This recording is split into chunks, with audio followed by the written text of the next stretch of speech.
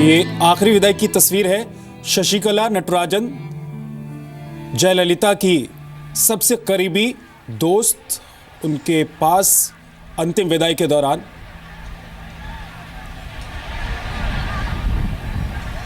उनको दफनाया जाएगा कुछ देर में। और आप ये तस्वीर देख रहे हैं, चेन्नई के मरीना बीच की तस्वीर है। शशिकला मौजूद हैं और उनको आखिरी बार श्रद्धांजलि देते हुए तमाम जो लोग पहुंचे हैं, और बड़ी तादाद में यहाँ पर लोग हैं, जन सैलाब है। किसी मुख्यमंत्री का इससे पहले शायद ही इस तरीके की विदाई उनको मिली होगी।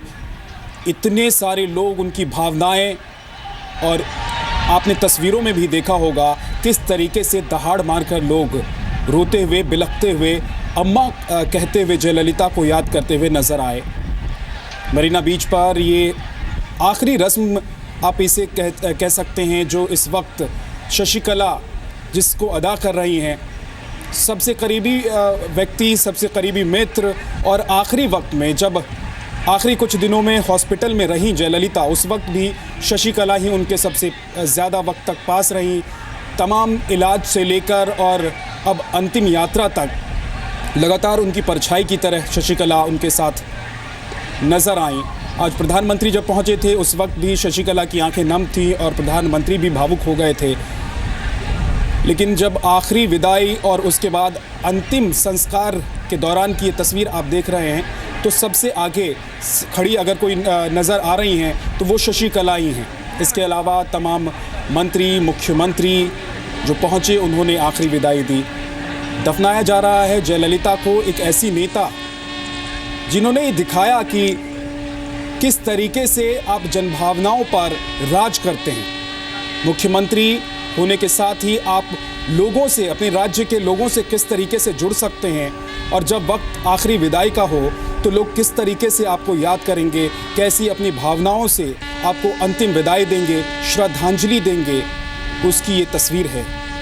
और ये मिसाल है पूरे देश के लिए कि एक नेता, एक मुख्यमंत्री अपने राज्य के लोगों से, अपनी जनता से किस तरीके से जुड़ सकते हैं। ये आखिरी तस्वीर भी आप इसे कह सकते हैं, क्योंकि ये अंतिम विदाई और ये अब दफनाया जा रहा है जयललिता को। बार बार जो तस्वीरें सामने आई उसमें शशिकला भावुक होती हुई नजर आई। कई बार उनकी भावुकता की तस्वीर कैमरे में कैद हुई, और जैसे ही इस बात की जानकारी तमाम लोगों तक पहुंची कि दिल का दौरा पड़ने से जयललिता का निधन हो गया है, तो देखते ही देखते पहले हॉस्पिटल, उसके बाद अंतिम दर्शन के लिए जहां पर जयललिता का पार्थिव शरीर रखा गया था, वहां पर जन सैलाब जुटने लगा। और उसके बाद अब ये मरीना बीच है।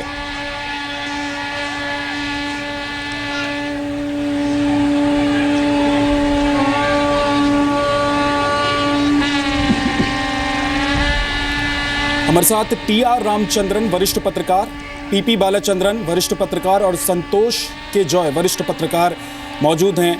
और ये तस्वीरें हम देख रहे हैं, टी.आर. रामचंद्रन जी, उनके जयललिता के दत्तक पुत्र और शशिकला दोनों अंतिम संस्कार के दौरान जो अंतिम प्रक्रिया होती है, जो विधि है, उसका निर्वहन करते हुए नजर आ रहे हैं। और इस बीच जन सैलाब जो उनको नम आंखों से विदाई दे रहा है। मेरे ख्याल में ये नेचुरल है कि अगर उनके फॉस्टर सन लास्ट राइट्स कर रहे हैं तो जाहिर है कि उनको ये अवधि मिला है। उनकी शादी इन्होंने कराई जिस पे काफ़ी कंट्रोवर्सी हुई आखिरकार। सब देखिए, कोई ना कोई तो आपको चाहिए, क्योंकि आपके अपने सुपुत्र कोई है नहीं, आपने शादी की नहीं, तो आखिरकार कोई ना कोई तो लास्ट राइट्स परफॉर्म करेगा।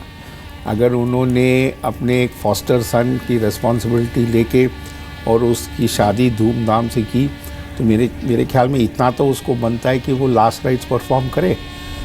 तो ये बड़ा सिंपल हिंदू ट्रेडिशन है, हमारी परंपरा है कि आपके बेटा आपके लास्ट राइट्स करता है। उसी परंपरा के तहत उनका जो फॉस्टर सन है जिसकी शादी उन्होंने की, वो लास्ट राइट्स परफॉर्म कर रहा है।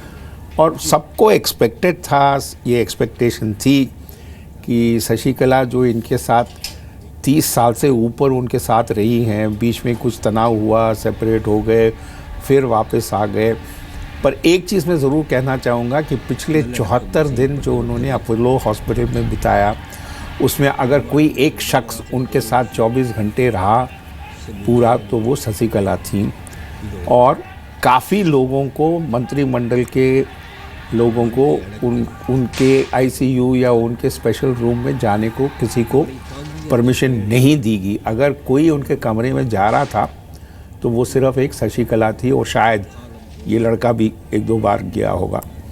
आखिरकार जो स्थिति इस वक्त है, जो आश्चर्य की बात है कि उन्होंने भी वही डिसाइड किया जो एमजीआर ने किया। एमजीआर ने अपने आप को दफनाया और इन्होंने भी वही परंपरा फॉलो की है। मुझे ये नहीं मालूम कि क्या पेरियार भी इसी तरह की कस्टम फॉलो करते थे। Is that so, Subhash?